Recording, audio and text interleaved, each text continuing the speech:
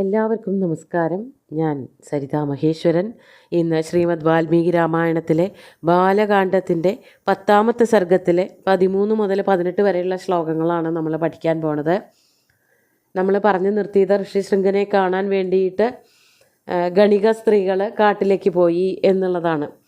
അപ്പോൾ അവിടെ അവരൊക്കെ കൂടി താമസിക്കുമ്പോൾ ഒരു ദിവസം അവിടേക്ക് ഋഷ്യശൃംഖൻ എതിർച്ചയാ കയറി വന്നു. ഋഷ്യശൃംഖനോട് അങ്ങ് ആരാണ്, ഈ കൊടുങ്കാട്ടിൽ ഇങ്ങനെ താമസിക്കുന്ന അങ്ങ് ആരാണെന്നൊക്കെ അവർ ചോദിക്കുകയാണ് ആ സ്ത്രീകൾ. അപ്പോൾ എന്താണ് അദ്ദേഹം മറുപടി പറഞ്ഞത് എന്നുള്ളതാണ് 13ാമത്തെ ശ്ലോകം മുതൽ പറയണത്. നമുക്ക് ശ്ലോകം ചൊല്ലാം. അദൃഷ്ടരൂപാസ്താസ്തേന കാമ്യരൂപാവനേ സ്ത്രീയ ഹാർദാസ്തസ്യ മതിർജാത ആഖ്യാതും പിതരം സ്വകം. ഈ ഋഷികുമാരൻ അവരെ ആരെയും കണ്ടിട്ടില്ല, ആദ്യമായിട്ട് കാണുകയാണ്. എന്നാലും യാതൊരു മടിയും കൂടാതെ അദ്ദേഹം തൻ്റെ കാര്യങ്ങളൊക്കെ പറയുകയാണ്. അതാണ് കാമ്യരൂപാഹ വനേ അദൃഷ്ടരൂപാഹ താഹ സ്ത്രീയ ഹാർദാഹ. അദ്ദേഹത്തെ സംബന്ധിച്ചിടത്തോളം ആ സുന്ദരികളായിട്ട് കാട്ടിൽ കണ്ട സ്ത്രീകൾ, കാമ്യരൂപാഹ വനേ സ്ത്രീയ, വനത്തിൽ കണ്ടവരായിട്ടുള്ള സ്ത്രീകളുണ്ടല്ലോ അവർ, അദൃഷ്ടരൂപാഹ തേന അദൃഷ്ടരൂപാഹ, ആ ഋഷികുമാരനാൽ മുമ്പ് കാണപ്പെട്ടിട്ടില്ല എങ്കിൽ പോലും അവരൊക്കെ ഹാർദാഹ ഏറ്റവും സൗഹൃദമുള്ളവരായിട്ട് തോന്നി. അവരോട് തൻ്റെ കഥകളൊക്കെ പറയാൻ പറ്റും എന്ന് ഋഷികുമാരന് തോന്നുകയാണ്. ഹാർദാദ് എന്നൊരു പാഠമുണ്ട്, സൗഹാർദ്ദത്തോട് കൂടിയിട്ട് കാര്യങ്ങൾ പറഞ്ഞു എന്ന് പറയണം. അങ്ങനെ വരുമ്പോൾ ഇവിടെ പറയുകയാണ്, ഈ പെൺകുട്ടികളൊക്കെ വളരെ ഹൃദയംഗമകളാണ്, പറഞ്ഞാൽ വേഗം മനസ്സിലാവണവർ, തന്നോട് വളരെയധികം അടുപ്പം കാണിക്കണവർ എന്നുള്ള പരിഗണനയൊക്കെ കൊടുത്തുകൊണ്ടാണ് ഇവിടെ ഋഷികുമാരൻ അവരോട് സംസാരിക്കാൻ പോണതായിട്ട് കവി പറയണത്. ഹാർദാഹ, അങ്ങനെയൊക്കെ വളരെ ഹൃദയംഗമകളായിട്ടുള്ള സ്ത്രീകൾ അവരോട് പറയാം. സ്വകം പിതരം ആഖ്യാതും തസ്യ മതി ജാത. അവരോടായിക്കൊണ്ട് സ്വസ്യ പിതരം സ്വകം പിതരം ആഖ്യാതും, തൻ്റെ അച്ഛനെ പറ്റിയിട്ട് അവരോട് പറയാം എന്നുള്ള ഒരു തോന്നൽ ആ ഋഷികുമാരന് ഉണ്ടായി. ആദ്യമായിട്ടാണ് ആ പെൺകുട്ടികളെ കണ്ടത്. അവർ കാണാൻ നല്ല സുന്ദരികളും ചൊടിയുള്ളവരും മിടുക്കത്തികളും ഒക്കെ ആയിരുന്നു. വളരെ ഹൃദയപൂർവ്വം സംസാരിക്കുന്നവരായിരുന്നു. അങ്ങനെയൊക്കെയുള്ള ആ സ്ത്രീകളോട് ആ ഋഷികുമാരന് തൻ്റെ കാര്യങ്ങളൊക്കെ പറയാം, അച്ഛനാരാണ് താൻ ആരാണ് എന്നുള്ളതൊക്കെ പറയാം എന്ന് തോന്നി. അതാണ് 13ാമത്തെ ശ്ലോകത്തിൽ പറയണത്. 14ാമത്തെ ശ്ലോകത്തിൽ തന്നെ പറ്റി തന്നെയുള്ള ആമുഖം പറയാണ്. പിതാ വിഭാണ്ഡകോസ്മാകം തസ്യാഹം സുത ഔരസ ഋഷ്യശൃംഗ ഇതി ഖ്യാതം നാമ കർമ്മ ച മേ ഭുവി. എൻ്റെ അച്ഛൻ്റെ പേര് വിഭാണ്ഡകൻ എന്നാണ്. അതാണ് അസ്മാകം പിതാ വിഭാണ്ഡക തസ്യ ഔരസ സുത അഹം.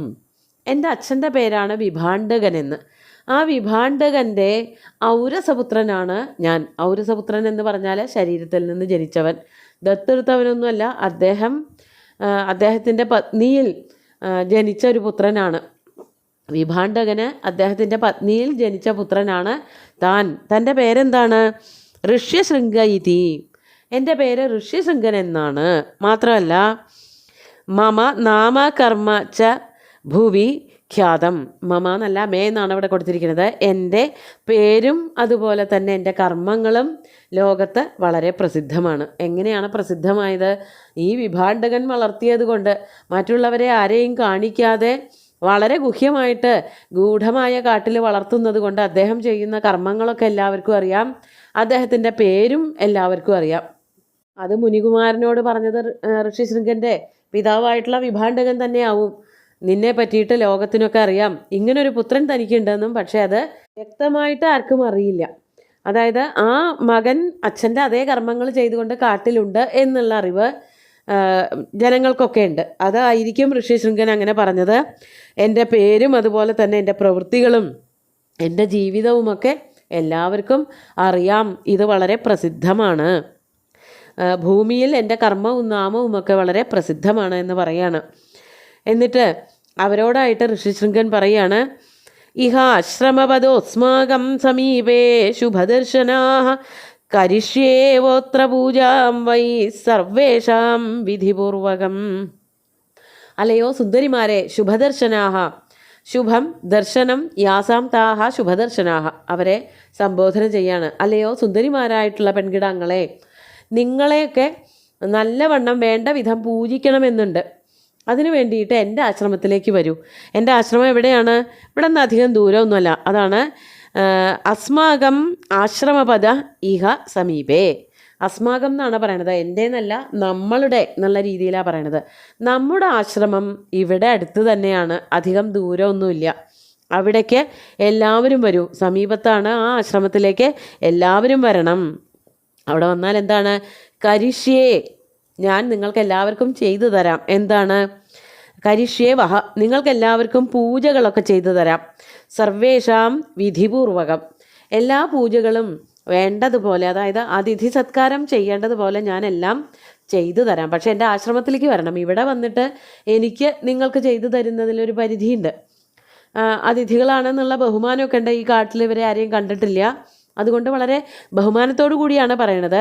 നിങ്ങളെല്ലാവരും എൻ്റെ ആശ്രമത്തിലേക്ക്, ഇവിടെ അടുത്തുള്ള എൻ്റെ ആശ്രമത്തിലേക്ക് വരൂ. നിങ്ങളെയൊക്കെ ഞാൻ അതിഥി സത്കാരം ചെയ്ത് സന്തോഷിപ്പിക്കാം.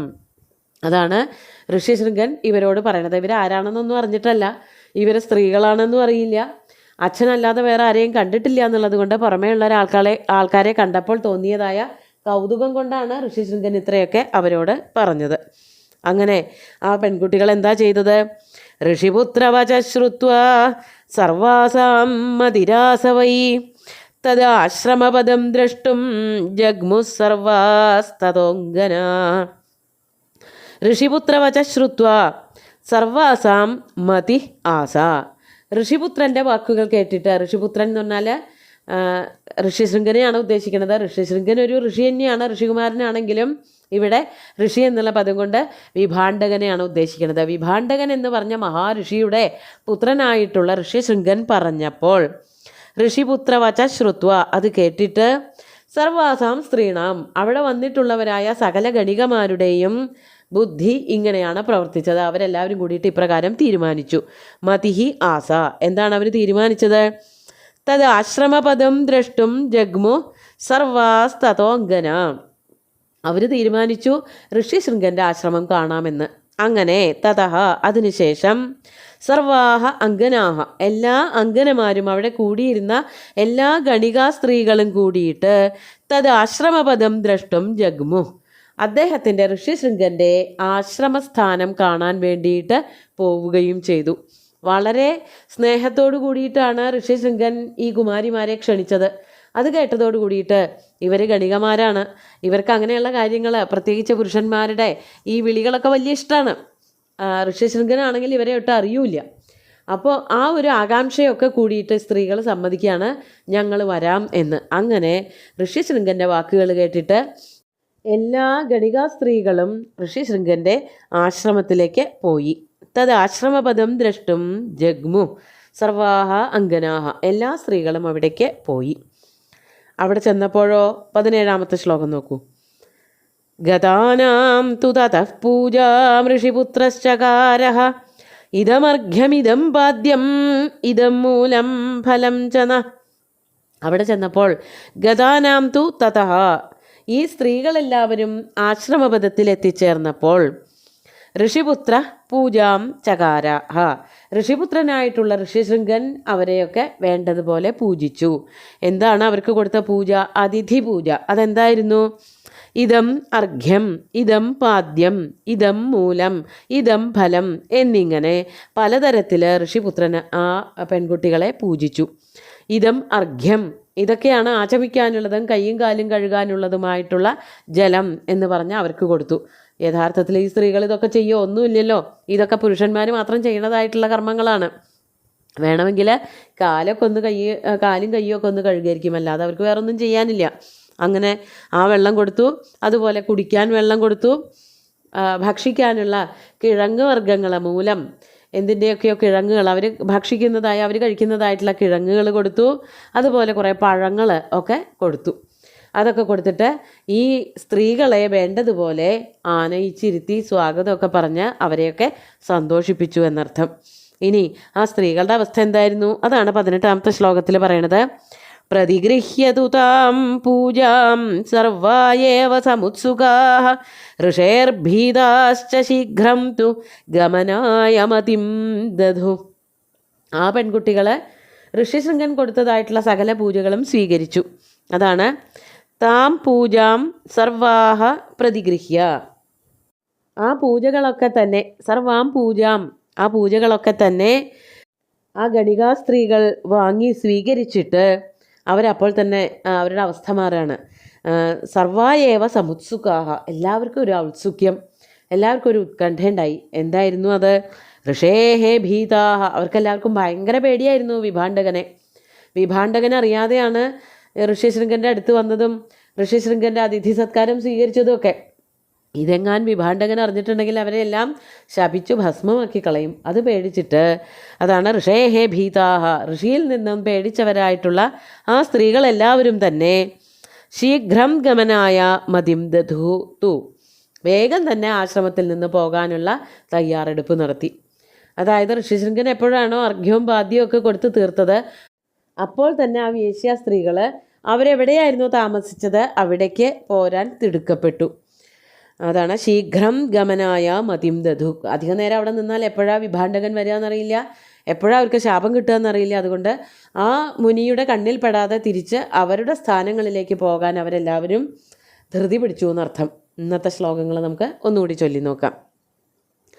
അദൃഷ്ടരൂപാസ്താസ്തേന കാമ്യരൂപാവനേ സ്ത്രിയ ഹാർദാസ്തസ്യ മതിർജാത ആഖ്യാതും പിതരം സ്വകം പിതാ വിഭാണ്ഡകോസ്മാകം തസ്യാഹം സുത ഔരസ ഋഷ്യശൃംഗ ഇതി ഖ്യാതം നാമ കർമ്മ ച മേ ഭുവി ഇഹാശ്രമപദോസ്മാകം സമീപേ ശുഭദർശനാഃ കരിഷ്യേവോത്ര പൂജാം വൈ സർവേഷാം വിധിപൂർവകം ഋഷിപുത്രവച ശ്രുത്വാ സർവാസാം മതിരാസവൈ തദാശ്രമപദം ദ്രഷ്ടും ജഗ്മുഃ സർവാസ്തതോംഗനാഃ ഗതാനാം തു തതഃ പൂജാം ഋഷിപുത്രശ്ചകാരഃ ഇദമർഘ്യമിദം പാദ്യം ഇദം മൂലം ഫലം ച ന പ്രതിഗൃഹ്യതു താം പൂജാം സർവാ ഏവ സമുത്സുകാഃ ഋഷേർഭീതാശ്ച ശീഘ്രം തു ഗമനായ മതിം ദധു.